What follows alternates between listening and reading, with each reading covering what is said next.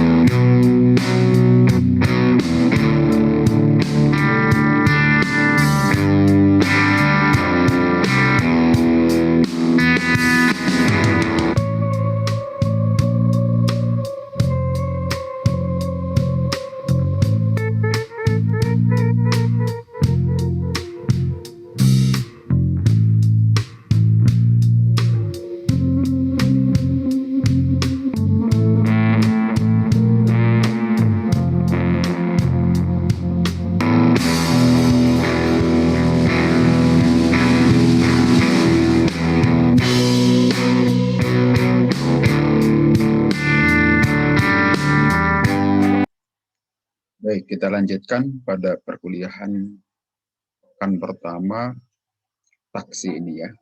Agenda pada perkuliahan ini adalah kita mengenal konsep audit dan assurance, apa bedanya, dan komponen dan kriteria assurance itu sendiri apa, perbandingan tipe assurance engagement, kemudian three line of defense, hal untuk pertahanan pada saat proses audit, tugas dan evolusi peran auditor sistem informasi, juga terkait dengan IS Auditor Knowledge Requirement. Apa saja yang dibutuhkan untuk menjadi auditor sistem informasi.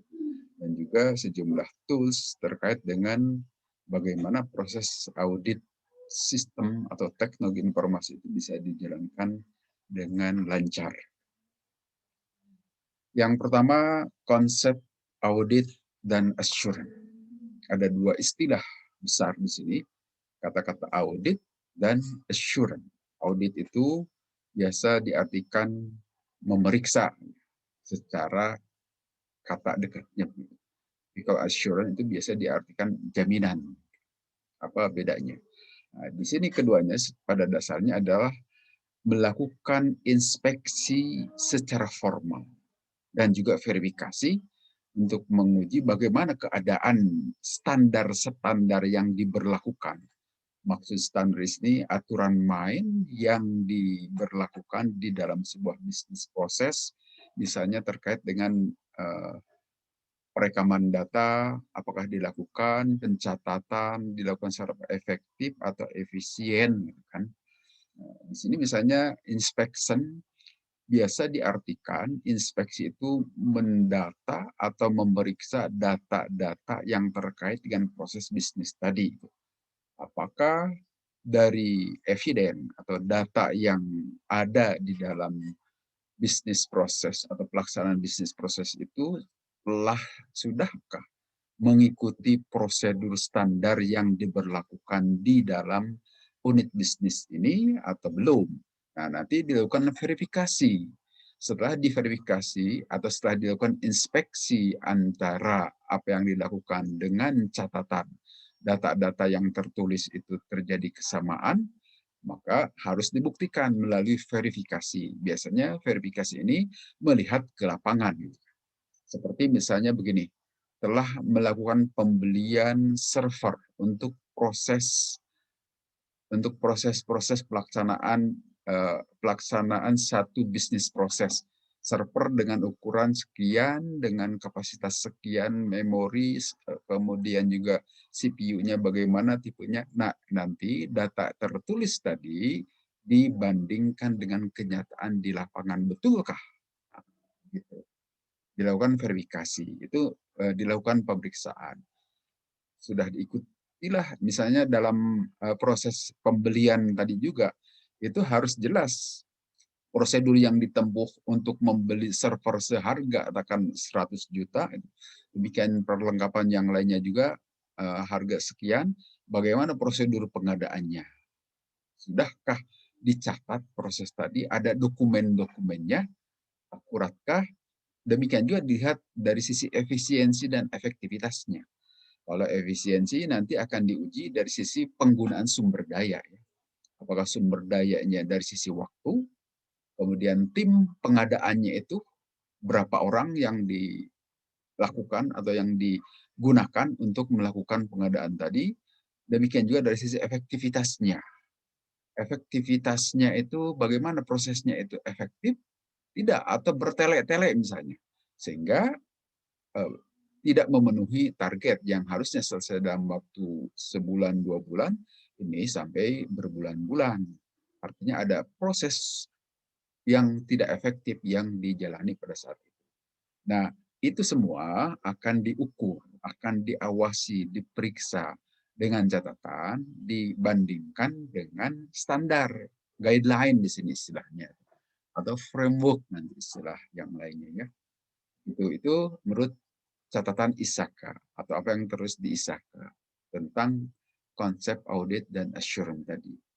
Kemudian di sini kalau menurut Intosai di sini disebutkan bahwa konsep-konsep audit dan assurance tadi itu adalah tentu saja IT system safeguard the organizational asset dalam rangka untuk penyelamatan, dalam rangka pengamanan terhadap aset-aset organisasi, terutama terkait dengan sistem teknologi informasi, supaya aman, nyaman, dan menghasilkan operasional yang memuaskan bagi penyelenggaraan bisnis. Nah, semua itu harus dikawal. Audit dan assurance itu adalah dalam rangka mengawal supaya semua proses bisnis terkait dengan penyelenggaraan teknologi informasi bisa memberikan manfaat sebesar-besarnya bagi bisnis yang dijalankan sebuah organisasi, aset organisasi. Itu di sini contohnya perusahaan atau unit di luar perusahaan juga bisa juga. Kemudian menurut Ron Weber di sini diartikan juga bahwa itu adalah merupakan sistem komputer. Tentu yang maksud sistem informasi di sini dalam rangka untuk mengamankan aset. Tidak jauh beda, memelihara data, integritas data maksudnya, supaya tidak terjadi tercecer data-data yang digunakan dalam operasional proses bisnis di dalam perusahaan tadi, tetap terjamin integritasnya, tidak tercecer kemana-mana, tidak bocor, dan demikian juga keamanannya terjamin sehingga tidak gampang dihack misalnya oleh pihak-pihak yang tidak bertanggung jawab misalnya. Tentu semuanya itu dalam rangka supaya tujuan bisnis dari organisasi itu bisa tercapai secara efektif dan juga tentu supaya efisien dalam penggunaan resources-nya. Itu menurut Ron Weber ya.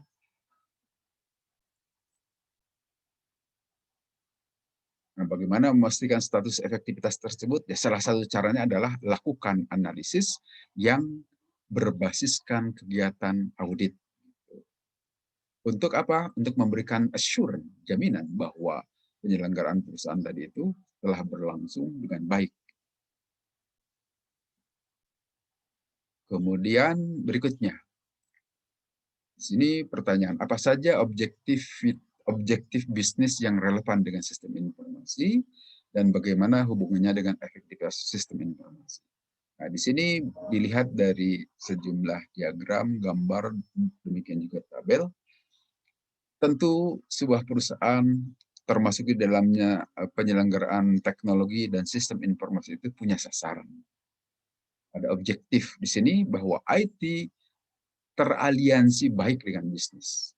Dan itu sesuatu yang harus mutlak ada ya, bahwa keberadaan perangkat-perangkat teknologi informasi itu dalam rangka membantu, dalam rangka mensukseskan bisnis yang dijalankan oleh unit organisasi tadi. Dalam hal ini, itu yang disebut dengan business enabler. Supaya bisnis itu berjalan baik, makin efektif, makin efisien dengan keberadaan teknologi informasi. Itu objektif jelas. Demikian juga di sini supaya sumber-sumber daya teknologi informasi itu digunakan dengan penuh tanggung jawab ya. Begitu juga terkait dengan risiko-risiko yang berkaitan dengan teknologi informasi bisa dikelola sebaik-baiknya, tidak terjadi kecelakaan gara-gara tidak dikendalikan keberadaan risiko-risiko tadi, terutama terkait dengan teknologi informasi. Oleh karena itu, di sini tentu saja akan ada proses bisnis yang terkait dengan keberadaan teknologi informasi dan penyelenggaraan sistem informasi. Dalam hal ini, setiap bisnis, setiap aktivitas gitu, tentu akan melahirkan risiko. Risiko itu adalah segala sesuatu yang bisa menghalangi ketercapaian tujuan dari proses bisnis tadi. Oleh karena itu harus di-manage. Cara memanagenya itu bagaimana cara mengidentifikasi mengetahuinya itu? Tentu itu harus ada manajemen tersendiri terhadap risiko. Nanti untuk mitigasinya itu harus diidentifikasi secara akurat, secara betul-betul bisa dipertanggungjawabkan melalui proses audit. Itu yang disebut dengan risk-based audit. Audit yang berbasis risiko, termasuk di dalamnya risk-based IT audit. Audit IT yang berbasiskan risiko. Nah, di situ tentu harus ada perbaikan-perbaikan terhadap kontrol teknologi informasinya. Kita lihat di sini hubungan antara audit dan assurance. Kata-kata yang tadi sudah disampaikan di awal, ada dua istilah, audit and assurance. Dari gambar di sini nampak, ya, ini assurance itu gambar yang paling besar, oval yang paling besar. Kemudian untuk audit itu adalah bagian-bagian yang ada di dalam assurance. Dengan kata lain, di sini disebutkan bahwa assurance itu, jaminan itu, lebih luas cakupannya dibanding dengan audit. Karena kalau audit itu nanti dibatasi, misalnya asal muasal malah yang disebut audit itu adalah terkait dengan audit keuangan. Ini yang dikenal di teman-teman jurusan akuntansi misalnya. Itu mesti ada kuliah tentang audit. Tetapi yang dimaksud di situ tentu saja audit keuangan. Untuk apa? Untuk mendapatkan atestasi, untuk memberikan jaminan, untuk memberikan keyakinan bahwa laporan keuangannya itu sudah benar, prosedural, mengikuti tata cara yang seharusnya diikuti. Maka setelah audit keuangan itu ada, kemudian nanti ada audit-audit yang lain, misalnya untuk audit manajemen juga ada, kemudian audit kebijakan juga ada, audit di dalamnya juga ada audit sistem atau teknologi informasi. Lahir juga nanti di dalam perusahaan-perusahaan itu, malahan kalau sekarang sudah ada keputusan Mendag BUMN-nya, keputusan Menteri BUMN, tentang keharusan setiap BUMN itu memiliki unit internal audit. Yang dahulu disebut dengan itu Satuan Pengawas Intern, SPI kalau istilah awal-awalnya. Tapi sekarang sudah banyak yang menggunakan istilah internal auditor. Nah, di dalamnya ini, di dalam internal audit juga ada yang disebut dengan control self assessment. Artinya penaksiran, penilaian oleh diri sendiri. Nah, ini konsep audit juga pada dasarnya, tetapi yang melakukan pengujian, yang melakukan penaksiran itu dilakukan oleh si unit kerja penanggung jawab dari penyelenggara proses bisnis. Sedangkan kalau audit itu dilakukan oleh pihak lain gitu, terhadap unit kerja yang menyelenggarakan proses bisnis. Nah, untuk melengkapkan supaya audit yang dilakukan itu tidak terlalu besar, tidak terlalu melebar kemana-mana, maka salah satu cara sebelum dilakukan audit, itu para pemilik proses juga dianjurkan melakukan control self assessment tadi, CSA. Nah, kemudian juga di sini itu dengan kata lain diartikan bahwa audit itu adalah bagian dari assurance. Nah, selain ada audit di dalam assurance juga ada consulting. Di sini disebut manajemen consulting, konsultasi manajemen. Kalau audit biasanya dilakukan pasca kegiatan itu dikerjakan, pasca proses bisnis itu dikerjakan, baru diuji, baru diperiksa apakah apa yang telah dikerjakan selama ini itu sifatnya prosedural, mengikuti aturan-aturan yang telah ditentukan atau tidak. Diujinya setelah kegiatan itu selesai. Nah, kalau konsultasi di sini, consulting, itu dilakukan sebelum kegiatan itu dilakukan.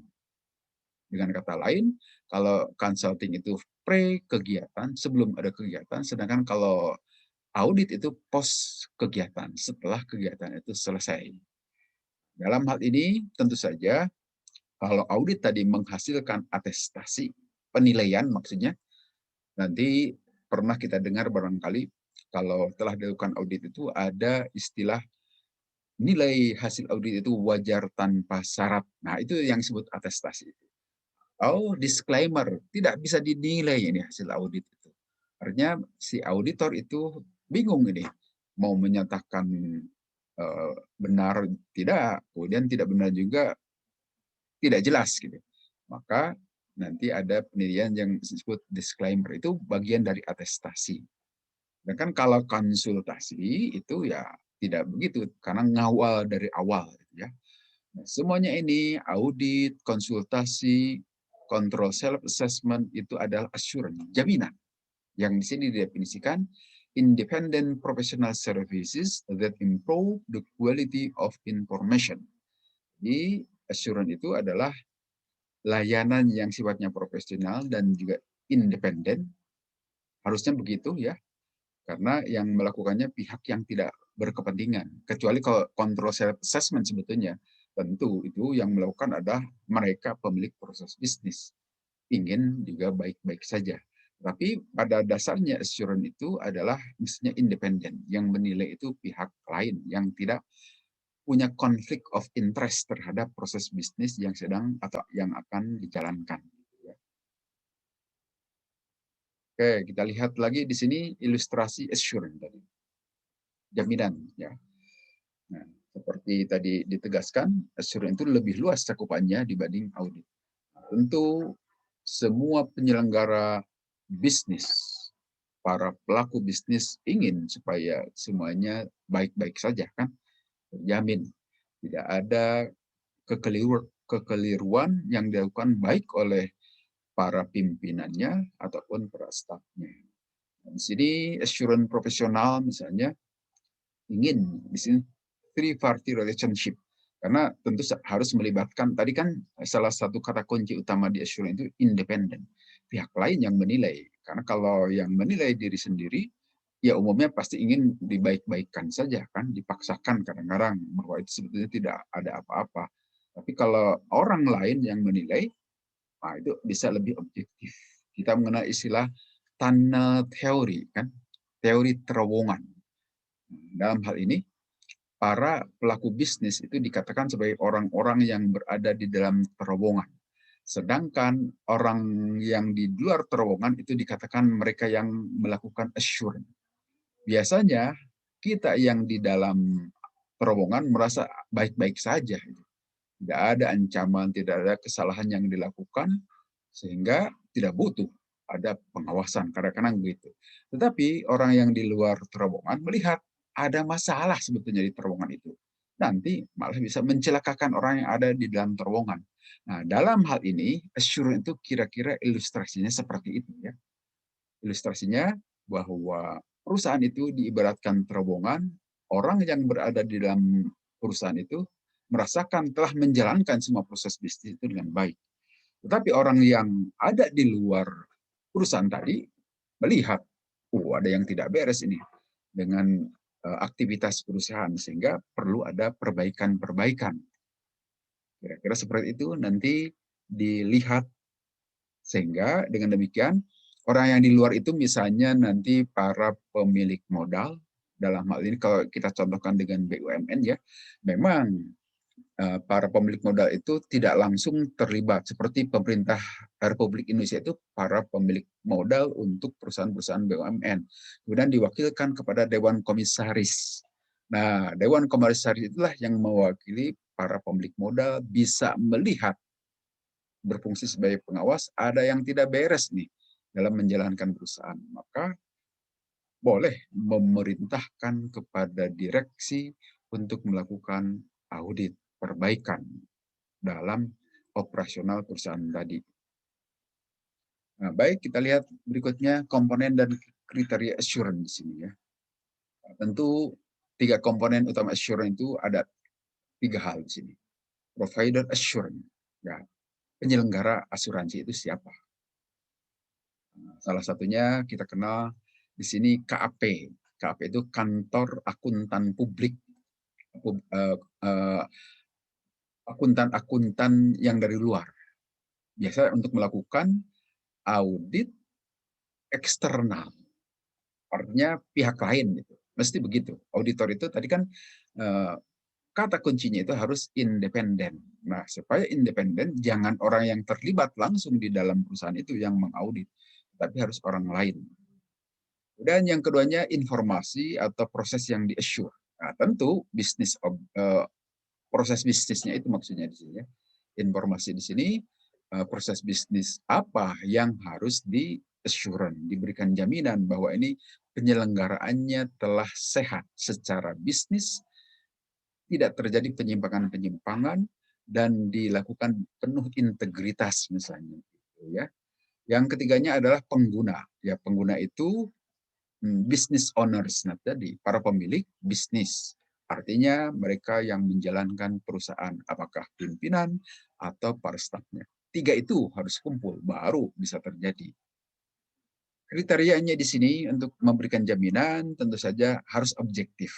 Tadi ya, objektif itu bisa terjadi bila yang melakukan pengawasan, melakukan pemeriksaan itu tidak memiliki konflik of interest, tidak memiliki kepentingan di dalamnya. Oleh karena itu harus orang luar yang tidak langsung terafiliasi atau ikutan dalam menjalankan operasional harian. Dan measurability, ya harus terukur juga, apakah secara kualitatif maupun kuantitatif, jelas ukurannya. Oleh karena itu harus pakai data untuk supaya measurability. Kemudian understandability juga harus bisa dipahami, harus komunikatif. Artinya pada saat melakukan pengujian ini, itu tim audit juga harus buat laporan, harus melakukan proses pemeriksaan itu harus transparan di sini. Jelas, dijelaskan apa saja yang akan diperiksa, prosedurnya bagaimana, harus dipahami oleh auditi, pihak yang diaudit. Jangan diam-diam, harus terjadi komunikasi yang baik di sini. Kemudian completeness juga harus lengkap. Walaupun yang dimaksud lengkap di sini bukan berarti semuanya diaudit, tidak. Itu akan disampling bagian-bagian mana saja yang perlu diaudit, tidak perlu semuanya memang. Tetapi pada saat satu objek itu sudah ditentukan akan diaudit, itu harus komplit, lengkap, sampai permasalahan yang dicurigai itu bisa terjawab. Apa sesungguhnya yang menjadikan ini ada ketidakberesan, ya. Nah, berikutnya harus relevan. Ya tentu saja relevan di sini yang ditugaskan auditor itu untuk mengaudit teknologi informasi, tapi yang dilakukan di lapangan malah bisnisnya itu tidak relevan. Nah, dalam hal ini tugas auditor sistem informasi tentu saja banyak di sini ya. Ada beberapa hal yang harus diperhatikan. Tentu di sini yang harus dilihat adalah internal control. Apa internal control? Seperti tadi di awal disebutkan bahwa kalau ngaudit itu harus berbasis risiko. Risiko mana yang paling besar? Nah, dalam hal ini harus dipahami dulu tentang peta risikonya dari bisnis proses yang akan diaudit. Nah, nanti setelah ketahuan yang risiko-risikonya itu, yang diaudit itu tidak perlu semua yang memiliki risiko tinggi saja yang diaudit.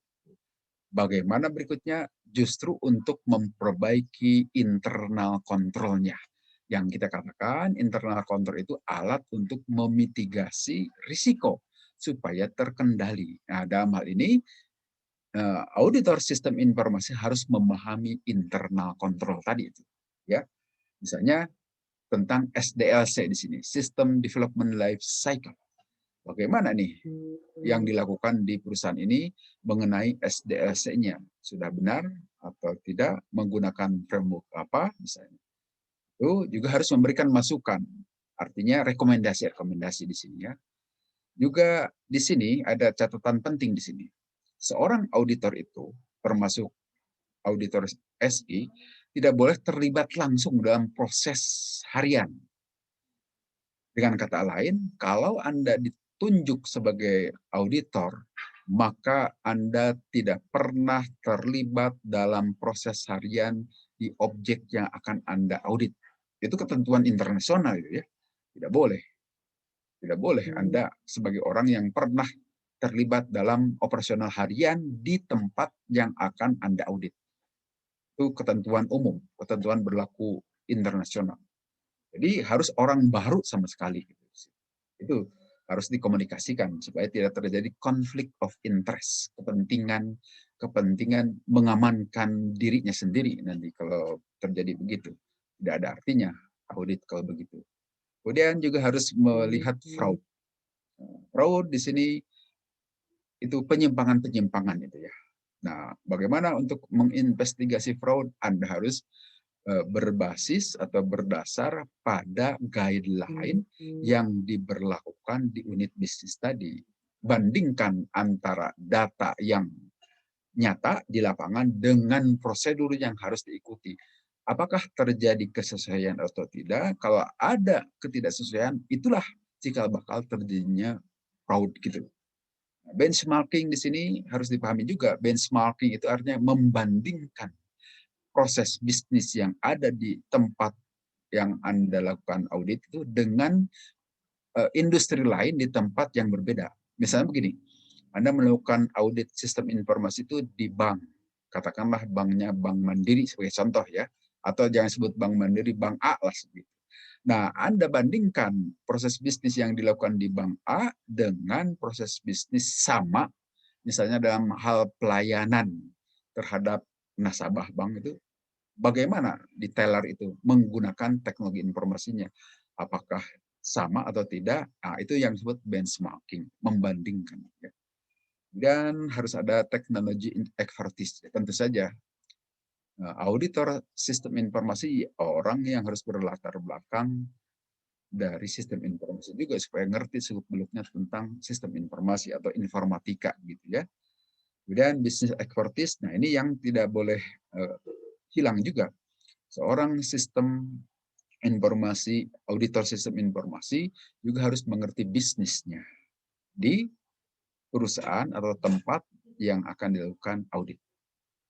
Harus terpercaya dan sebagai tentu saja orangnya harus jujur, integritas, baik. Kemudian juga nanti auditor SI juga harus membantu kontrol self assessment yang dilakukan oleh auditi. Nah, seperti tadi dikatakan, CSA itu bisa saja dilakukan sebelum pelaksanaan audit. Jadi silakan lakukan CSA dulu oleh para pemilik proses. Tetapi bisa juga meminta bantuan dalam arti prosedurnya bagaimana CSA itu kepada Anda sebagai auditor.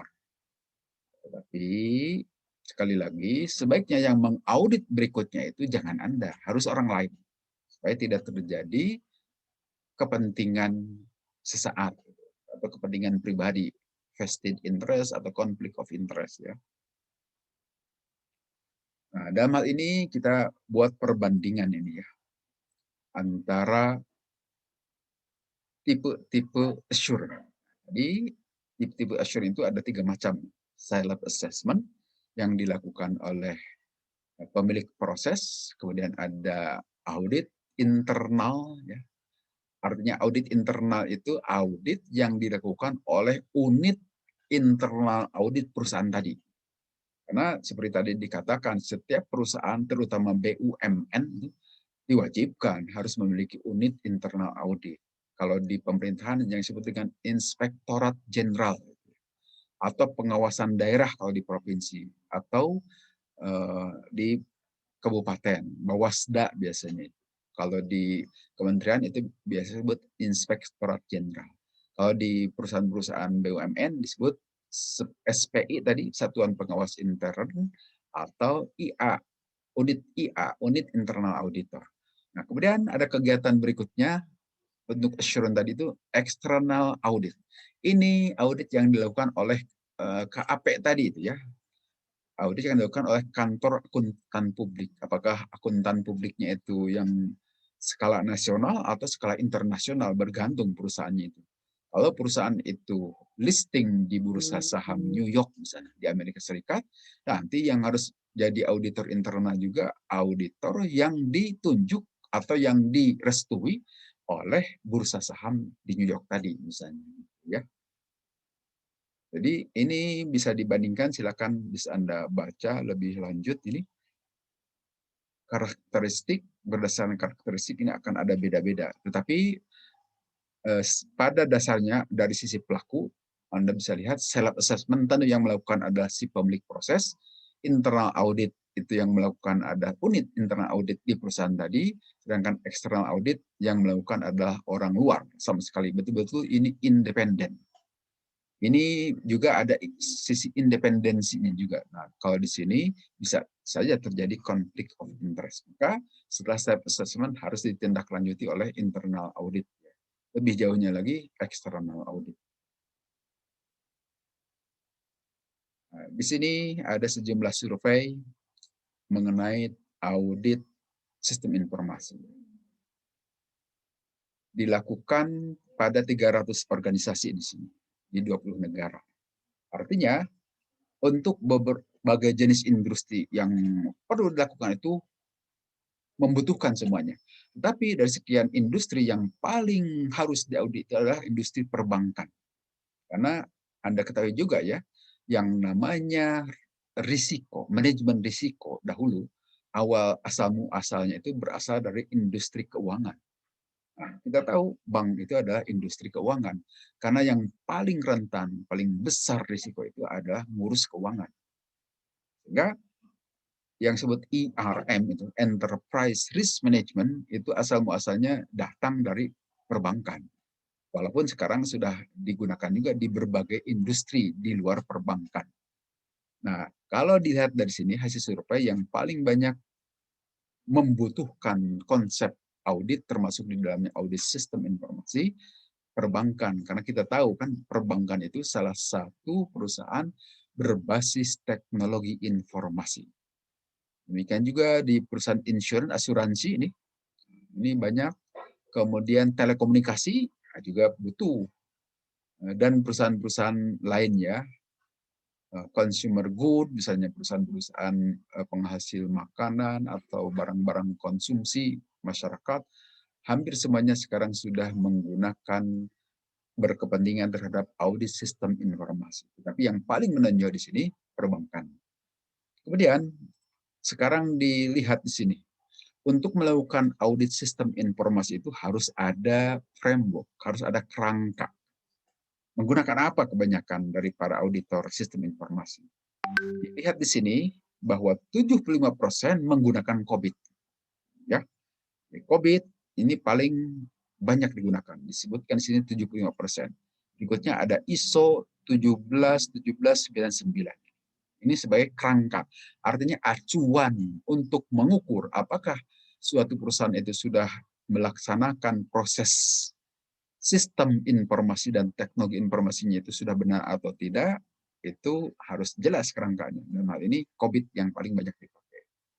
SAS 70 juga dipakai, ini SSTM itu tidak terlalu banyak, dan yang lainnya tentu masih banyak. Sejumlah framework bisa saja nanti ada yang menggunakan ITAL, ada juga yang menggunakan framework yang lain, TOGAP misalnya, atau Zahman dan sebagainya, yang terkait dengan penyelenggaraan atau bisnis sistem informasi. Kita lihat sekarang ke COVID. Nah, kita tahu COVID tadi yang paling banyak digunakan untuk sebagai acuan melakukan audit di perusahaan-perusahaan teknologi informasi atau untuk audit sistem informasi. COVID pertama kali itu ada tahun 1996. Memang di dalamnya untuk melaksanakan audit itu. Awalnya begitu. Sebagai acuan melaksanakan audit di perusahaan-perusahaan teknologi informasi. COVID berikutnya muncul tahun 98, versi berikutnya. Di sini selain ada audit juga dilengkapi dengan kontrolnya tadi, atau internal control. Ini lebih lengkap lagi. Sehingga di sini selain risiko sudah diketahui inilah yang harus diperbaiki, juga harus diatasi menggunakan kontrol ini. Di sini sudah dirumuskan. Di COVID-3 yang keluar dirilis tahun 2000, itu sudah dilengkapi ada manajemen. Yang nanti kita akan kenal dengan istilah manajemen objektif. COVID-4 ini lebih lengkap lagi. Di dalamnya sudah cerita juga tentang risiko teknologi informasi. Tahun 2009 dan FAL IT. Ini yang maksud manajemen tadi, lebih lengkap lagi. Di COVID 4.0 atau 4.1. Dan sudah ada IT governance. Ya. IT governance artinya di sini sudah jelas dibedakan domain antara governance dan manajemen. Nanti governance itu terkait dengan tata kelola, meliputi penyelenggaraan perusahaan yang dilakukan oleh pimpinan, terutama dalam hal ini board of commissioners, gitu ya. Sedangkan kalau manajemen itu yang dijalankan oleh para eksekutif, termasuk sampai staf-staf di bawahnya. Lebih pada tataran manajerial job, pekerjaan-pekerjaan yang bersifat operasional harian. Berikutnya tahun 2012 muncul COVID-5 ya. Wah, ini lebih lengkap lagi. Governance of enterprise, artinya sudah jelas antara governance dan manajemen itu. Mana dengan sejumlah domain. Di sini ada 37 objektif tadi di COVID-5. Dan terakhir, ini belum sempat digambarkan nih, ada COVID 2019. Itu melengkapkan, menyempurnakan COVID-5. Dengan objektifnya menjadi 40 sekarang ya, di COVID 2019. Tetapi pada dasarnya tidak jauh beda dengan COVID-5, hanya yang membedakan lebih lengkap saja. Itunya objektifnya sampai 40, kalau di COVID-5 37 kan. Tentu kalau ada yang sudah mengikuti perkuliahan tata kelola dan manajemen teknologi informasi sudah mengenal COVID seharusnya. Kemudian ada tree line. Tapi sebelum masuk ke kuliah ini, kita rehat dulu sejenak dengan selingan berikut ini ya.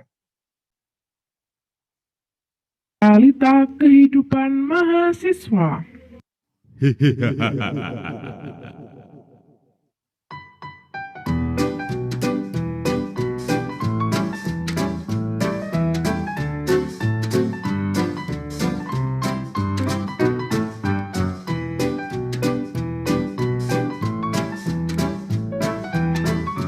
Pagi-pagi Edi kulaan dulu.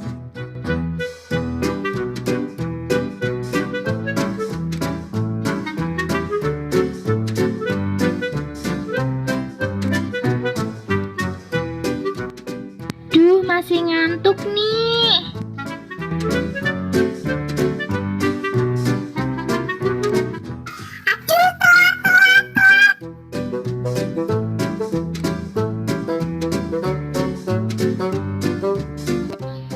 Sinyal dibagi menjadi dua, sinyal digital dan sinyal analog.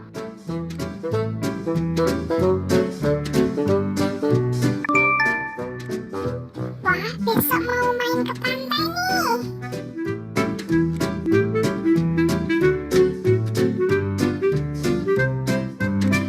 Duh, liur. Kapan beli Eki, suwi meni.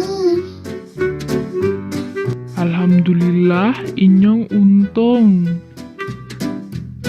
Tugas minggu depan ya anak-anak. Nah, dino Selasa gawe tugas ning perpus jam 09.00 ya. Oke.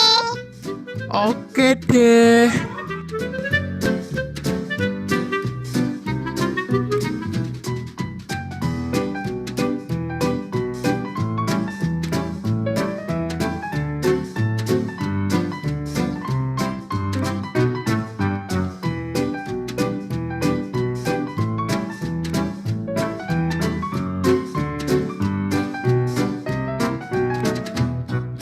Ya wes, bali wae.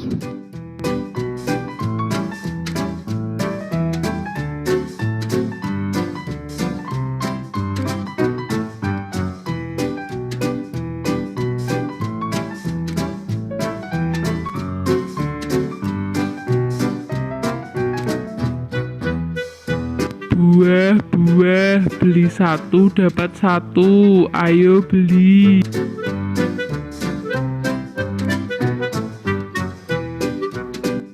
Ya wes, tak gawe dhewe wae lah.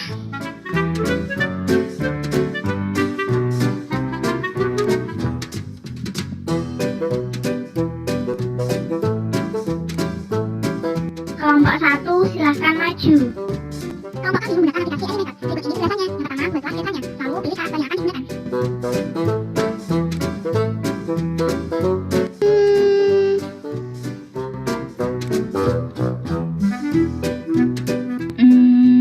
Jadi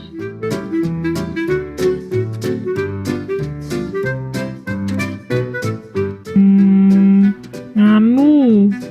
Apa kuwi? nilainya bisa dilihat di mading besok pagi ya.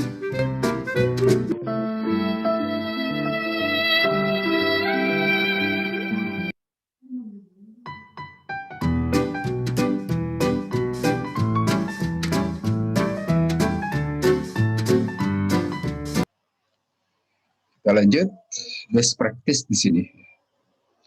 The lines of defense.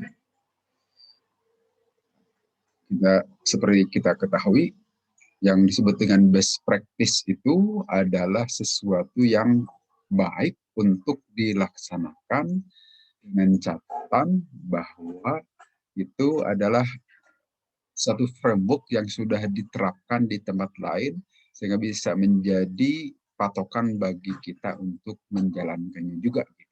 Itu yang dimaksud. Dalam hal ini, yang terkait dengan kegiatan audit atau assurance secara umum, kita memiliki 3 line di sini. Line pertama, line kedua, line ketiga. Artinya di sini, line pertama itu kita memiliki fungsi manajemen operasional. Itu yang menjalankan, yang merawat operasional secara harian dijalankan oleh mereka, para pemilik proses. Dalam setiap kegiatan di perusahaan manapun, dalam setiap kegiatan dalam unit kerja apapun, itu ada para pekerja, ada mereka, para operator yang menjalankan aktivitas bisnis proses tadi. Nah, yang kedua itu adalah kaitan dengan risk management, compliance function. Harus ada pihak yang peduli terhadap risiko-risiko dari kegiatan operasional tadi. Memang inginnya operasional itu baik-baik saja, mulus-mulus saja dikerjakan. Tetapi seperti kita ketahui, dalam kehidupan ini secara umum saja akan begitu. Setiap ada kegiatan mesti ada risiko. Seperti Anda saat ini kan ikut perkuliahan nih. Perkuliahan pagi hari, pukul 6.30 harus siap-siap ikut kuliah. Bisa saja Anda belum sempat sarapan pagi. Nah, perkuliahan yang dilakukan terlalu pagi ini, nanti kira-kira pukul 7, pukul 8 ada risiko karena Anda belum sarapan pagi. Jadi tidak konsentrasi lagi, ingin segera makan atau minum, ingin teringat ke bubur ayam yang telah disiapkan tadi misalnya. Kalau selama perkuliahan di rumah tentu saja bisa Anda lakukan itu, makan dahulu atau sambil makan di dalam perkuliahan, toh kameranya dimatikan, tidak akan ada yang melihat.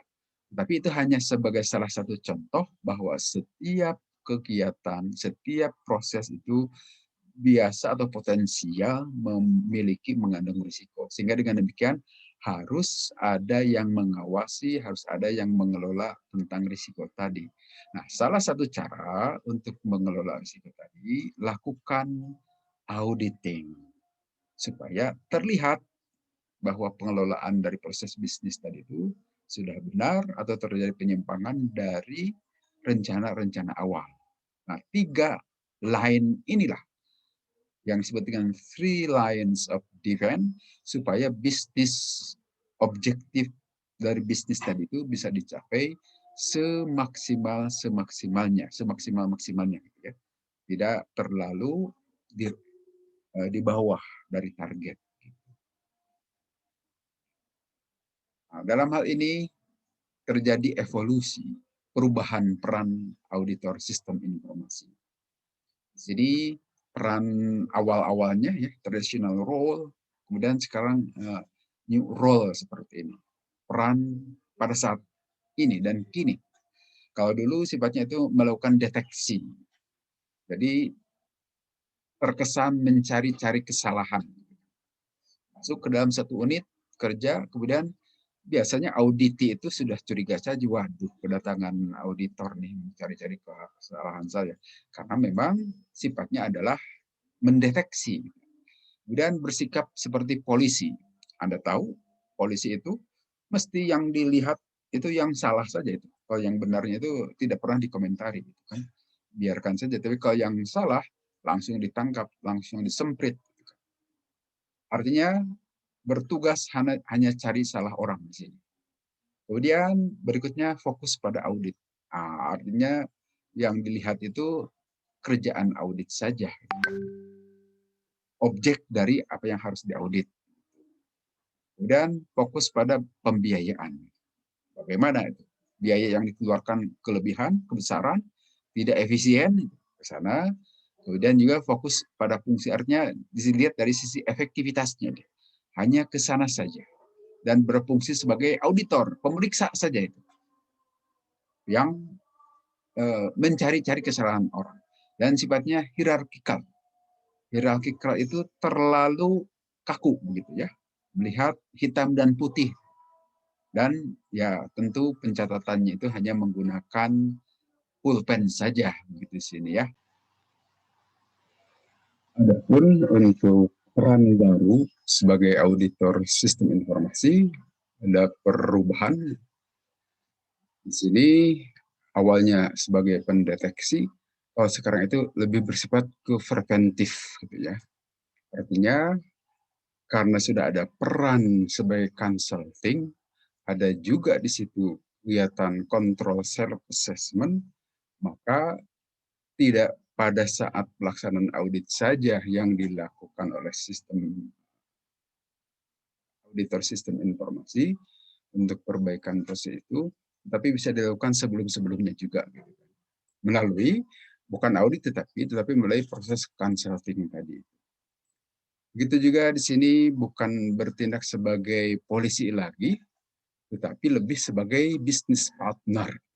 Sama-sama, karena kita tahu kan internal audit, terutama yang di dalam perusahaan itu, bagian dari perusahaan itu sendiri, bagaimana menyelamatkan secara bersama-sama dari para pemilik proses dan demikian juga internal audit, bagian sebagai organ dari perusahaan itu secara bersama-sama selamatkan, amankan proses bisnis perusahaan yang di tempat bernaung mereka semua.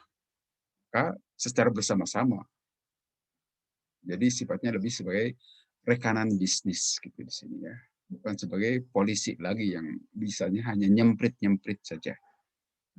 Kalau dahulu melulu pada mengaudit, tetapi sekarang bagaimana supaya bisnis ini berjalan? Bagaimana supaya mulus, tidak terdapat sambungan, dan sebagainya. Nah, kalau dahulu lebih yang dipelototin itu adalah pembiayaan yang digunakan selama proses bisnis itu, tapi sekarang bagaimana perhatian terhadap para pelanggan perusahaan ini? Itu yang disoroti oleh auditor sistem informasi saat ini. Demikian juga kalau dahulunya itu pada fungsi, sekarang pada proses. Fungsi itu lebih terbatas, sedangkan proses lebih umum. Nah, kalau dahulunya lebih bersifat sebagai pemeriksa, tapi sekarang bagaimana mengelola risiko, artinya lebih preventif juga. Kecilkan risiko sebisa-bisanya, sekecil-kecilnya, sehingga tidak mengganggu tujuan proses bisnis. Dengan cara apa? Dengan melakukan pengendalian internal. Dari mana itu pengendalian internal? Itulah hasil audit yang direkomendasikan kepada risk atau kepada business owner-nya itu sendiri. Sehingga kalau internal kontrol dijalankan dengan baik, dengan sendirinya risiko juga bisa ditekan. Maka dengan demikian proses bisnis bisa berjalan mulus. Dahulu sifatnya hierarkikal, hitam putih gitu. Kalau sekarang per tim, sebagai tim. Artinya dilakukan secara bersama-sama. Kalau dahulu peralatan yang digunakan untuk audit itu hanya berbekal pen, pulpen, pensil, dan sebagainya. Sekarang sudah banyak perangkat yang bisa membantu pelaksana audit menggunakan teknologi, baik untuk pencatatannya maupun untuk pemeriksaan data yang rinci itu. Sudah banyak perangkat teknologi yang digunakan untuk melakukan audit sistem informasi. Berdasarkan penjelasan tadi, maka terjadi pergeseran dari audit sistem informasi yang tradisional lebih menuju kepada yang sifatnya proaktif. Ada nilai tambah dan bekerja lebih dekat. Mendekatkan gitu, antara teknologi informasi dan fungsi bisnis. Yang memang harus didekatkan. Karena sekali lagi tadi IT itu di sini sudah menjadi business enabler. Malahan sekarang sudah menjadi business transformer gitu. Merupakan ekosistem dari bisnis itu sendiri. TI itu menyatu dalam sebuah ekosistem bisnis itu. Maka harus digandakan atau harus dibersamakan di sini ya.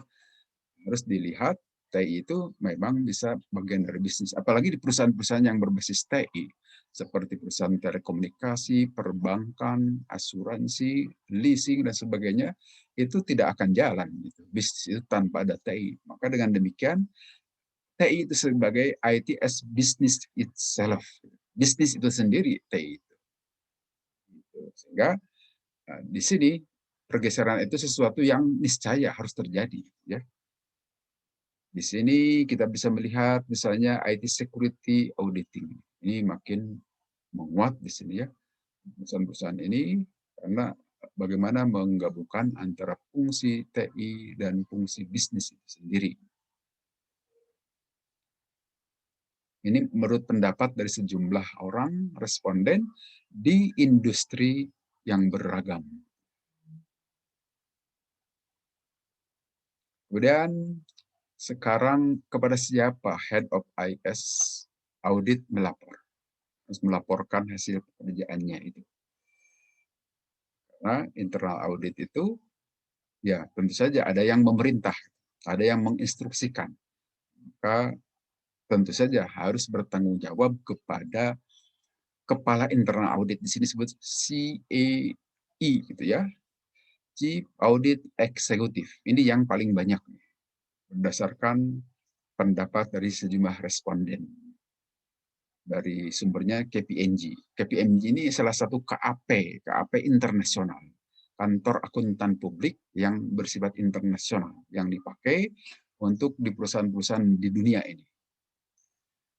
Nah, ini kepada siapa melapor, pada dasarnya audit internal itu, atau di sini tentu saja yang maksud adalah audit teknologi informasi, tentu saja harus melapor kepada yang memberi tugas.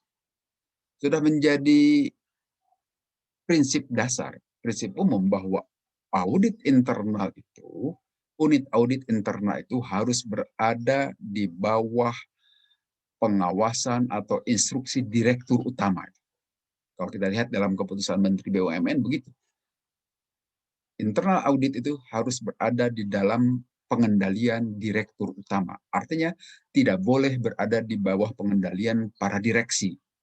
Kita tahu kan ada dewan direksi, nah, pimpinannya itu adalah direktur utama. Nah, unit audit internal itu hanya boleh di bawah tanggung jawab atau pengendalian direktur utama. Kalau unit-unit yang lain seperti bagian sumber daya manusia, bagian divisi IT-nya sendiri itu di bawah kendali para direktur atau direksi.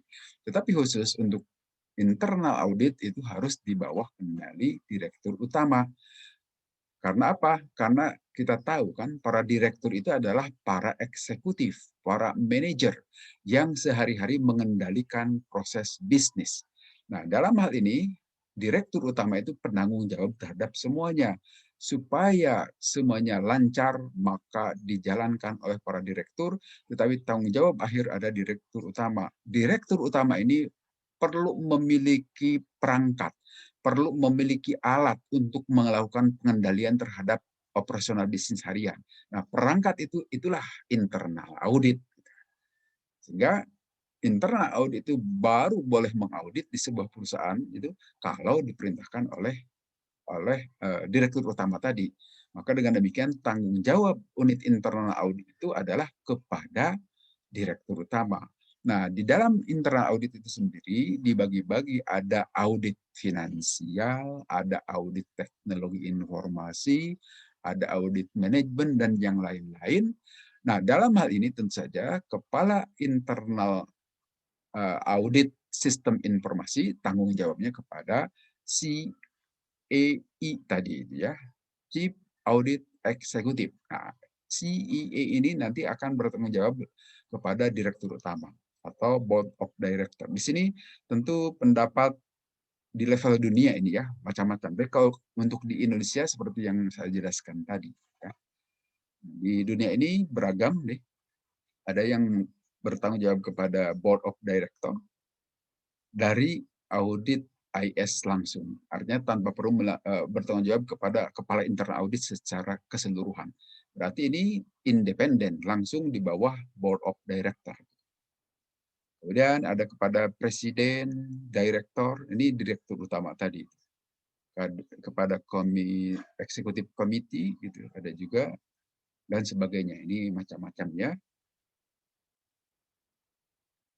Kemudian bagaimana itu yang terkait dengan syarat untuk pelaku atau para pelaku auditing sistem informasi. Apa domain pengetahuan yang harus dimiliki gitu, oleh seorang audit sistem informasi. Di sini ada 5 ya, ada 5 domain.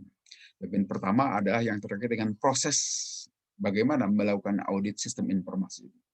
Itu harus dimiliki setidaknya 21%. Nah, artinya memang seorang auditor SI itu harus memiliki pengetahuan cara mengaudit sistem informasi. Kalau dari sisi cara ini Anda pahamilah COVID tadi kan, karena COVID yang paling banyak digunakan sebagai kerangka melakukan audit sistem informasi. Yang keduanya yang perlu dimiliki oleh seorang auditor sistem informasi adalah tentang governance and management of IT. Tata kelola dan manajemen. Nah, ini juga bisa diperoleh dari COVID juga pada dasarnya ya. Governance and management. Kan di COVID ada 2 tataran itu, manajemen dan juga governance, tata kelola dan manajemen. Anda pahami COVID dengan baik, maka 16% ditambah 21% sudah di tangan Anda.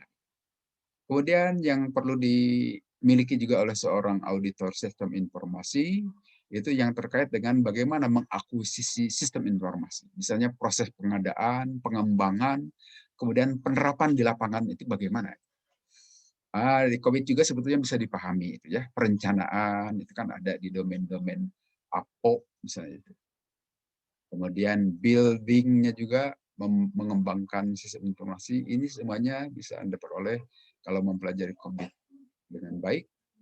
Implementasinya juga begitu ada di situ ya. Kemudian domain yang keempat ini adalah operasional harian. Selama di COVID juga, COVID 2019 apalagi itu sudah ada. Kemudian proteksi sistem informasi, aset sistem informasi. Ya.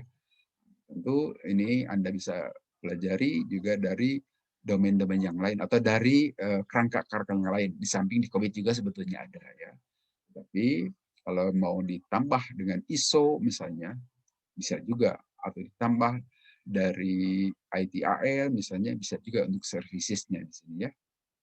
Jadi itu paling tidak body of knowledge yang harus dikuasai, sehingga kalau Anda juga mau ujian sertifikasi CISA misalnya, ya ini yang akan dijadikan soal ujian. Meliputi 5 domain ini, dari traditional auditing, Anda harus mengerti tata cara mengaudit itu secara umum. Kemudian sistem informasi dari sisi manajemennya juga. Anda juga harus mengerti filosofi internal control tadi ya, kaitannya antara risiko, bisnis proses, internal control, bagian dari mitigasi. Demikian juga manajemen proyeknya harus dipahami. Ya, tentu bagaimana memahami itu harus belajar dahulu kepada audit.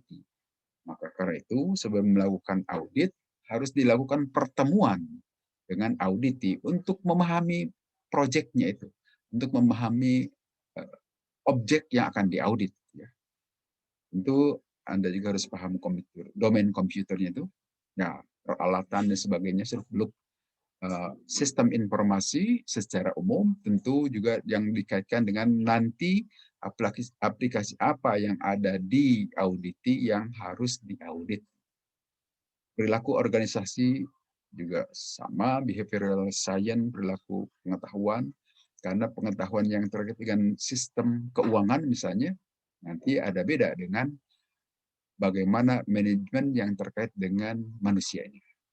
Computer science tentu ini harus berlatar belakang lulusan informatika atau sistem informasi. Itu sudah modal awal yang sangat mendukung.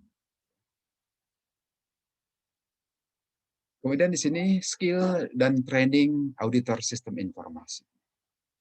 Ini tantangan terberat bagi Head of IS Audit, Kepala Internal Audit Sistem Informasi ini, harus bisa menyeimbangkan keterampilan teknis stafnya itu, para auditor, dengan pengetahuan tentang bisnis. Ini kunci utama. Anda harus mengerti sistem informasi dan juga tentu teknologi informasinya, dan mengerti alur bisnis di objek yang akan diaudit. Nah, salah satu cara tadi, Anda lakukan pertemuan pendahuluan dengan auditi. Di situ gali permasalahan-persoalan secara garis besar, kemudian catat mana-mana saja yang kira-kira harus dilihat nanti, yang kira-kira memiliki risiko tinggi, karena sekali lagi ini harus berbasis risiko ya. Dan kalau perlu tanyakan kepada auditi, apakah ini berisiko tinggi atau tidak, harus dipelajari. Begitu juga proses bisnis di atas kertas harus Anda pelajari supaya mengerti tentang persoalan hubungan teknis dan bisnis. Nah, sedangkan dalam praktek di dalam perusahaan memang ini kurang begitu banyak disediakan oleh perusahaan-perusahaan. Itu hanya 29% atau dikatakan kurang dari 1 pekan ya. Untuk melakukan training harus mengerti gitu, secara teoritis dan nanti mengerti secara praktisnya itu di lapangan. Nah, tentu di sini akan ada leveling dari auditor. Ada junior auditor, kemudian juga ada senior auditor. Tentu awal-awalnya kalau Anda mengaudit harus ada yang membimbing nanti ya. Para senior auditornya itu yang sudah lebih ahli. Harus dibimbing para junior auditor sebagai staf audit dan ditunjukkan bagaimana cara mengaudit, kemudian cara beraudiensi dengan auditi dan seterusnya. Itu harus dipahami baik supaya dikesankan baik Anda bukan mengganggu pelaksanaan proses bisnis di lapangan, tetapi malah membantu. Itu yang harus dikesankan oleh para audit nih. Di sini seperti tadi saya katakan, audit yang dilakukan masa kini itu adalah risk-based audit. Audit berbasis risiko. Oleh karena itu, harus dipahami juga risiko-risiko teknologi informasi di tempat atau objek yang akan diaudit tadi itu. Pelajari bagaimana peta risiko di objek audit tadi. Ya, tentu saja caranya bisa minta ke unit ERM, itu, Enterprise Risk Management, bagaimana peta risiko di unit yang akan diaudit oleh Anda itu. Atau bisa juga kepada audit. Bisa jadi itu mereka juga memiliki, dan memang harus memiliki, karena kebutuhannya untuk mengendalikan risiko. Tetapi bagi seorang auditor itu adalah sesuatu yang mutlak, harus mengerti, harus tahu, supaya tidak salah sasaran. Yang memiliki risiko tinggi lah itu yang harus diaudit. Ini juga harus nanti akan dilihat berdasarkan risiko itu bagaimana lingkungan kontrol internalnya. Apakah kondusif atau justru tidak bagus. Wajar terjadi penyimpangan atau risiko itu sangat mengganggu. Begitu juga harus dilihat akuntabilitas, ya. Artinya di sini potensi berkurangnya akuntabilitas karena sifat anonim user. Artinya di dalam nanti kalau ngaudit sistem aplikasi, ya, di situ harus diperhatikan bagaimana tata kelola user.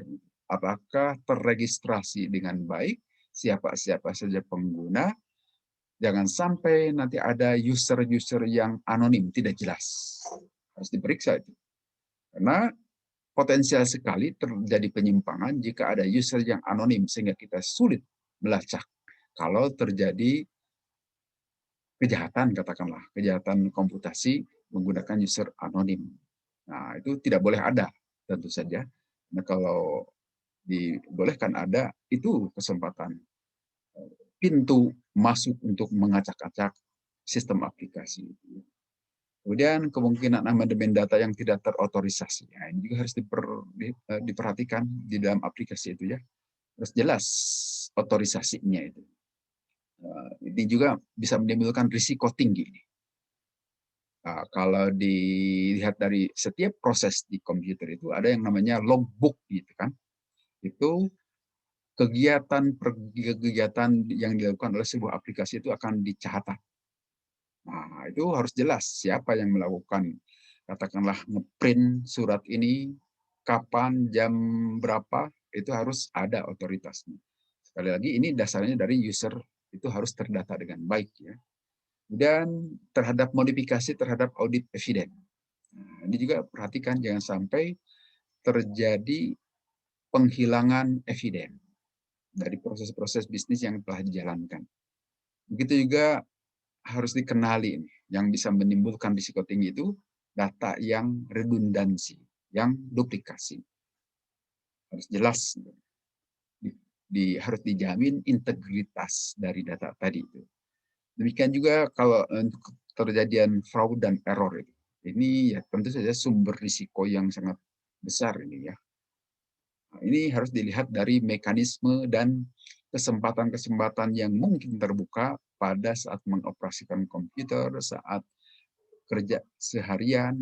Ini harus dilihat dari proses bisnisnya. Dilakukan klarifikasi, dilakukan itu pemeriksaan terhadap proses-proses bisnis.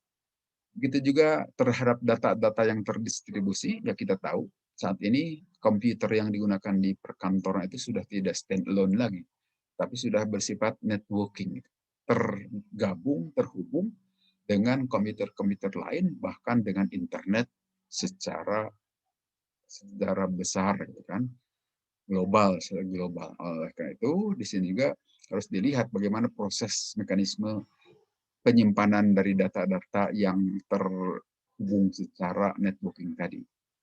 Begitupun kerahasiaan dan integritas informasi kunci bisnis. Artinya harus dilihat siapa penanggung jawab dari proses-proses bisnis, kemudian bagaimana cara pengamanan datanya itu. Nah, kita kembali sebentar kepada konsep dasar risiko. Risiko itu di dalamnya tentu saja ada kemungkinan ancaman, tentu threat itu, yang ancaman itu bisa nanti didasarkan pada kerentanan, vulnerability. Itu bisa mengancam terhadap aset atau resources yang ada di dalam perusahaan tadi. Resources itu beragam, bisa berupa perangkat keras, perangkat lunak, jaringan, atau situs-situs dan sebagainya. Ya. Situs perusahaan, organisasi, dan sebagainya. Nah, rumus umum namanya risiko itu adalah kemungkinan keterjadian atau istilahnya bisa probability, bisa likelihood atau frekuensi kali dampak. Itulah nilai risiko. Yang probability itu bisa berasal dari asset vulnerability, threat, ancaman, dan ini nilai aset. Ini dalam besaran rupiah. Kalau ini dalam keterjadian, artinya bisa dalam apakah per bulan kah, per triwulan atau per tahun, berapa kali terjadi dikalikan nilai rupiah, itulah nilai risiko. Tentu di sini bagaimana supaya risiko ini mengecil harus ada mitigasinya. Itulah yang disebut dengan kontrol, atau dalam hal ini tentu saja IT control. Apakah sudah efektif kontrolnya itu atau masih defisien misalnya? Tidak efisien itu kontrolnya. Nah, itulah peran Anda sebagai auditor sistem informasi harus memeriksa IT kontrolnya ini terhadap risiko yang mungkin terjadi dalam menjalankan proses bisnis. Nah, dalam hal ini klasifikasi kontrol teknologi informasi itu setidaknya ada 3 macam di sini ya. Ada preventif yang bagaimana kontrol itu mengendalikan supaya risiko itu tidak terjadi sebelumnya, sifatnya preventif. Sedangkan kalau detektif itu memeriksa kontrol itu pada saat kejadian proses itu. Atau korektif itu kontrol yang membaikkan atau memperbaiki proses itu setelah proses itu terjadi. Jadi 3 macam kontrol ini yang harus Anda rekomendasikan sebagai auditor internal setelah melakukan audit. Apakah di dalam suatu proses bisnis yang katakan memiliki resiko tinggi harus diterapkan kontrol preventif. Katakanlah kontrol preventif itu di sini disebutkan detect problem before they arise, sebelum terjadi. Misalnya berupa peraturan. Buatlah peraturan yang ketat bahwa yang masuk ke ruangan komputer itu harus orang-orang tertentu yang punya akses, punya key akses kunci saja ke ruang komputer, sehingga tidak mungkin sembarangan orang masuk. Nah, itu masuk jenis kontrol yang preventif. Sebelum kejadian sudah dikendalikan. Tidak boleh sembarangan. Nah, di sini employs only qualified personnel. Hanya orang-orang tertentu saja yang boleh masuk. Yang orang-orang yang sudah memiliki legitimasi, tersertifikasi yang boleh menggarap pekerjaan ini. Itu sifatnya preventif pengendalian itu. Nah, itu bisa Anda rekomendasikan pada saat melakukan audit. Dan contoh-contoh yang lain di sini ya. Silakan Anda baca di sini. Hal yang penting juga segregation of duties ini ya. Harus dilakukan pemisahan fungsi.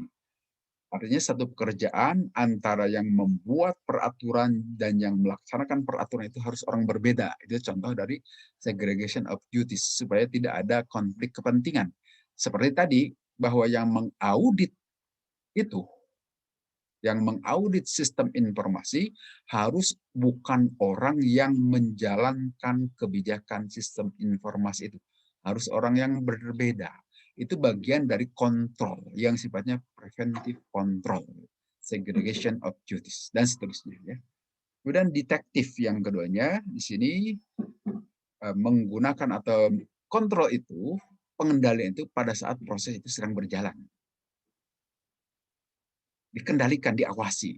Jangan sampai melanggar atau menciptakan error atau terjadi kesalahan-kesalahan yang beragam yang mungkin terjadi saat proses bisnis itu terjadi. Maka di sini ada sejumlah kendali seperti hash total di sini, ya, kemudian checkpoint itu.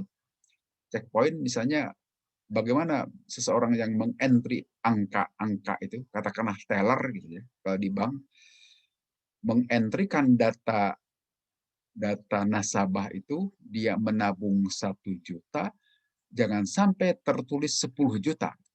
Kan bahaya itu. Atau malah jadi 100.000 yang dirugikan nasabah. Tapi kalau nulisnya 10 juta yang dirugikan bank itu sendiri. Maka di situ harus ada checkpoint. Itu kontrol pada saat sedang mengentrikan data. Kemudian kalau korektif ini, itu kontrol itu dijalankan setelah ancaman itu terjadi, setelah risiko itu terjadi, setelah proses bisnis itu terjadi. Nah, di sini bagaimana meminimalkan, mengecilkan dampak dari ancaman tadi. Misalnya contingency planning ini, itu seperti misalnya terjadi satu musibah, katakanlah terjadi banjir itu ya, jadi banjir di satu tempat, kemudian itu menjadikan ruang komputer tergenang. Nah, itu harus ada penanganan bagaimana supaya data-data atau operasional dari komputer itu tetap jalan terus. Maka salah satu caranya itu mengaktifkan komputer lain yang selama ini menjadi backup itu komputer yang tergenang tadi. Tentu saja menempatkan komputer backup itu jangan di tempat yang sama, harus di tempat yang berbeda ya. Di gedung yang berbeda atau malahan di kota yang berbeda supaya kalau ada musibah di satu kota, backup yang di kota lain aman, bisa melanjutkan operasional harian. Itu sifatnya korektif dan berbagai macam contoh yang lain. Itu yang bisa Anda rekomendasikan pada saat melakukan audit jika ditemui ada temuan, finding gitu, dari audit sistem informasi yang Anda jalani, ada kekurangan-kekurangan di kontrolnya itu. Sehingga risiko dengan leluasa menghadang bisnis yang dijalankan itu tidak tercapai akhirnya. Kemudian di sini, tools auditor. Nah, yang digunakan untuk melakukan tes itu bermacam-macam di sini ya. Untuk menganalisis data, tentu Anda harus bisa menganalisis data dan sampling. Karena kita tahu yang namanya audit itu bukan sensus, tapi sampling.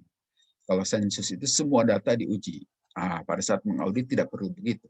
Yang ditengarai risikonya tinggi. Maka karena itu ada konsep risk-based audit. Ya, itu untuk menjalankan supaya audit itu sifatnya sampling.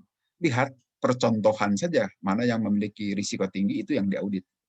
Yang risikonya rendah tidak perlu.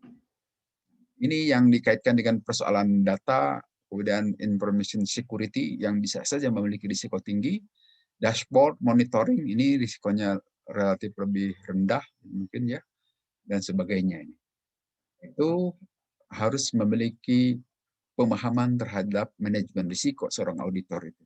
Terutama di sini tentu saja risiko teknologi informasi. Tetapi ditengarai di sini 33% perusahaan belum menggunakan tools data analysis. Padahal di pasaran sudah banyak. Di sini salah satu tools untuk analisis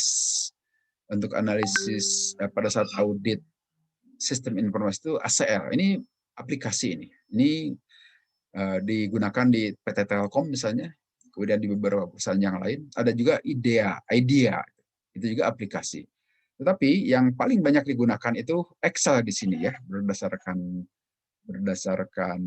survei di sini.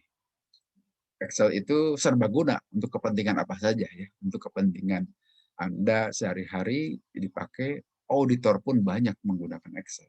Tapi yang khusus untuk aplikasi melakukan analisis data, kalau Excel itu datanya terbatas kan yang bisa dianalisis.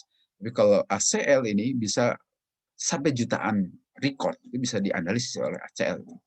IDEA juga begitu. Tapi yang paling banyak digunakan ACL. Ini lebih powerful nih, ACL ini ya. Di samping ya tentu saja boleh saja kalau belum punya ACL, Anda pakai Microsoft Access atau Microsoft Excel, ya bisa juga digunakan ya untuk membuat tabel-tabel dan sebagainya.